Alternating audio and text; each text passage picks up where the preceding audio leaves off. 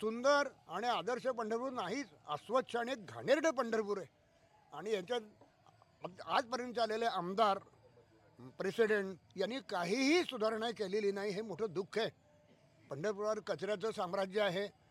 ट्रॅफिकबद्दल तर बोंबाबोंबच आहे. आता आम्ही या ठिकाणी दत्तघाटावर बसतोय, इतकी वाहनं लावलेली असतात की अतिशय सिनियर सिटीजनला तर चालणं अवघड आहे. अशा प्रकारची स्थिती आहे.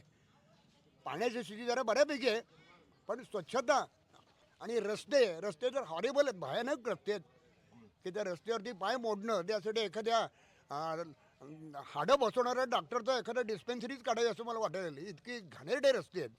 तर ही स्थिती ह्या निवडणुकीत 2025मध्ये सुधारणा व्हावी अशी माझी अपेक्षा आहे. एक आणि ज्येष्ठ नागरिक म्हणून तुम्हाला काय वाटतं, तुम्हाला काय सुविधा भेटले पाहिजेत? बदल व्हायला पाहिजे. दोन चांगले, एक रस्ते चांगले पाहिजेत, पाण्याची व्यवस्था व्यवस्थित पाहिजे. त्याच्यानंतर आणखी एक महत्त्वाचा प्रश्न म्हणजे असलेले रिक्षा ड्रायव्हर्स इतके विचित्र प्रकारचे जे रिक्षा आहेत, त्या लोकांना चालायला सुद्धा रस्त्यात त्रास होतो. त्याच्यानंतर आपल्या इथं पार्किंग व्यवस्था नाही. हजारो गाड्या इथं दररोज येतात, त्यासाठी पार्किंग नाही, रस्त्यावर लावलेले असतात. याचा अतिशय लोकांना त्रास होतो.